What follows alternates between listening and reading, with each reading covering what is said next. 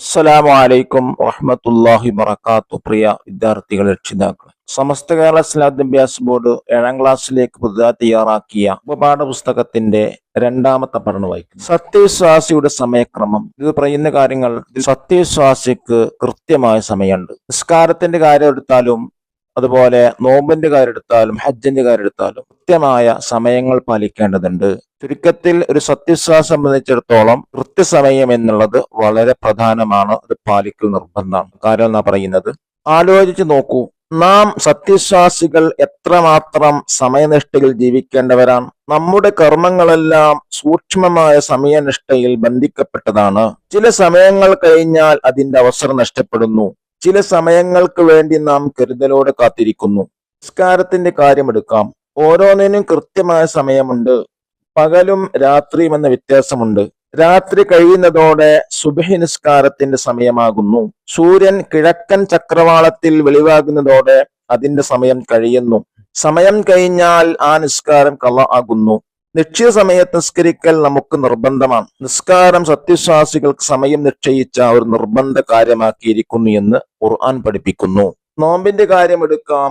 രാവിലെ സുബ്ഹി ബാങ്കിന്റെ സമയമായാൽ പിന്നെ ഭക്ഷണമില്ല. സെക്കൻഡ് തെറ്റിയാൽ നോമ്പ് ഇല്ലാതാകുന്നു. മഗ്‌രിബിന്റെ സമയമായാൽ നോമ്പ് മുറിക്കാം. എന്നാൽ അതിന്റെ സെക്കൻഡുകൾക്ക് മുമ്പ് വെള്ളം കുടിച്ചാലോ നോമ്പ് നഷ്ടപ്പെടുന്നു. എത്ര ശ്രദ്ധയോടെയാണ് നാം നോമ്പ് കാലത്ത് സമയത്ത് പരിപാലിക്കുന്നത്. എത്ര ഗൗരവത്തോടെയാണ് സെക്കൻഡുകളെ നോക്കിയിരിക്കുന്നത്. നമ്മുടെ സമ്പത്ത് നിശ്ചിത കണക്കിന് മുകളിൽ ഒരു വർഷം ഉടമസ്ഥതയിൽ ഉണ്ടായാൽ സക്കാത്ത് നിർബന്ധമാകുന്നു. അതും സമയവുമായി ബന്ധമുള്ളത്. സക്കാത്ത് കൊടുക്കുന്നതിനും കൃത്യമായ അളവും തോതുമുണ്ട്.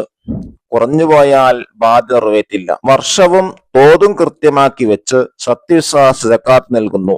ക്രമത്തിലും ചിട്ടയിലും സമയവുമായി നമ്മെ ബന്ധിപ്പിക്കുന്ന അനുഷ്ഠാനമാണ് സക്കാത്ത്. ഹജ്ജിന് കാര്യമെടുത്താലോ, വർഷത്തിൽ കൃത്യമായ ഇടവേളയിൽ അത് നടന്നു വരുന്നു. ദുൽഹിജ്ജ് 9 പൂർത്തിയാകുന്നു. അതിന്റെ പോക്കിനും വരവിനുമെല്ലാം പ്രത്യേക ചടക്കമുണ്ട്. ഓരോ ദിവസവും കൃത്യമായ ചിട്ടകളുണ്ട്. അറഫയിൽ നിൽക്കലും മിനയിലും മുസ്ദലിഫയിലും താമസിക്കലുമെല്ലാം കൃത്യമായ ദിവസങ്ങളിലാണ്. നമ്മുടെ ഇഷ്ടത്തിനനുസരിച്ച് ഒന്നും ചെയ്യാൻ പാടില്ല. എത്തിയാൽ നമ്മുടെ ഹജ്ജ് യാത്ര വെറുതെയാവും. സമയവും ചിട്ടയും അച്ചടക്കവും സത്യവിശ്വാസിയുടെ മുഖമുദ്രയാണ്. ഒഴിവുവേളകളെ നല്ല രീതിയിൽ ഉപയോഗിക്കാൻ നമ്മുടെ ബാധ്യതയാണ്. ഈ ലോകത്ത് ഓരോ സമയവും ചോദ്യം ചെയ്യപ്പെടുമെന്ന് നാം ഉറച്ചു വിശ്വസിക്കുന്നു. അതനുസരിച്ച് ശീലങ്ങൾ ജീവിതത്തിൽ സ്വന്തമാക്കുകയും ചെയ്യുന്നു. ഇനി പ്രവർത്തനങ്ങളാണ് ചെയ്യാനുള്ളത്. ചാപ്റ്ററിന്റെ പ്രവർത്തനത്തിന് 10 മാർക്കാണ് നമ്മൾ നേരത്തെ വീഡിയോയിൽ പറഞ്ഞിട്ടുണ്ട്. പ്രവർത്തനങ്ങൾ അതല്ലെങ്കിൽ ശീലങ്ങൾ. 1. കഴിഞ്ഞൊരു ദിവസത്തെ നിങ്ങളുടെ നിസ്കാര സമയം ചാർട്ടിൽ അടയാളപ്പെടുത്തി സമയനിഷ്ഠ അനുസരിച്ച് അഭിപ്രായം നൽകാം. ഉദാഹരണം ശ്രദ്ധിക്കുക. സുബ്ഹി അല്പം വൈകി എന്നാണ് അഭിപ്രായം. 3ാമത്തെ കോളത്തിൽ നിങ്ങൾ അഭിപ്രായം ഇടേണ്ടത് ശരിയല്ല. ളുഹുർ കൃത്യസമയം നന്നായി. ഇനി 3 നിസ്കാരത്തെ സമയം സ്വന്തമായിട്ട് എഴുതുക. അസർ മഗ്‌രിബിന് അടുപ്പിച്ച് അത് മാറ്റണം. അഭിപ്രായം എഴുതാൻ മാറ്റണം. മഗ്‌രിബ് കൃത്യസമയം നന്നായി. ഇശാ ഉറങ്ങാൻ നേരത്ത് ശ്രദ്ധിക്കണം. എന്നിങ്ങനെയുള്ള നിങ്ങളുടെ അഭിപ്രായം എന്താണോ അത് രേഖപ്പെടുത്തുക. 2ാമത്തെ ആക്ടിവിറ്റി നോമ്പിനെ കുറിച്ചാണ്. ഒരു നോമ്പ് കാലത്ത് അവധി ദിവസം വന്നാൽ നിങ്ങൾ എങ്ങനെ സമയം ചെലവഴിക്കും? ചെയ്യുന്ന കാര്യങ്ങളുടെ ഒരു പ്ലാൻ തയ്യാറാക്കുക. രാവിലെ, ഉച്ചസമയം, വൈകുന്നേരം. ഇതിന്റെ സൂചനകൾ നൽകുന്നത് എഴുന്നേൽക്കുന്നത് രാവിലെ എപ്പോ എഴുന്നേൽക്കുക, ആ സമയോടെ എഴുതുക. നിസ്കാരങ്ങൾ ഏതെല്ലാം നിസ്കരിച്ചു അതവിടെ എഴുതുക. ഖുർആൻ പാരായണം എത്രയാണ് ഖുർആൻ പാരായണം ചെയ്തത് അത് എഴുതുക. പഠനം എന്താണ് പഠിച്ചത് അതാണ് അവിടെ എഴുതേണ്ടത്. എത്ര സമയം പഠിച്ചു. ഉച്ചസമയം വിശ്രമം എത്ര സമയം. ളുഹുർ നിസ്കാരം എപ്പാ നിസ്കരിച്ചത്. സുന്നത്ത് നിസ്കാരം എത്ര റക്അത്ത് നിസ്കരിച്ചു. ഖുർആൻ പാരായണം എത്ര പാരായണം ചെയ്തു. വൈകുന്നേരം ചെയ്യേണ്ടത് അസ്ർ നിസ്കാരം സമയം എഴുതുക. സുന്നത്ത് നിസ്കാരം റക്അത്ത് എഴുതുക, സമയം എഴുതുക. മഗ്‌രിബ് നിസ്കാരം അതിന് സമയം. ഭക്ഷണം എപ്പോഴാ ഭക്ഷണം കഴിച്ചത്, നിസ്കാരത്തിന് മുമ്പാണോ ശേഷമാണോ എന്നൊക്കെ എഴുതുക.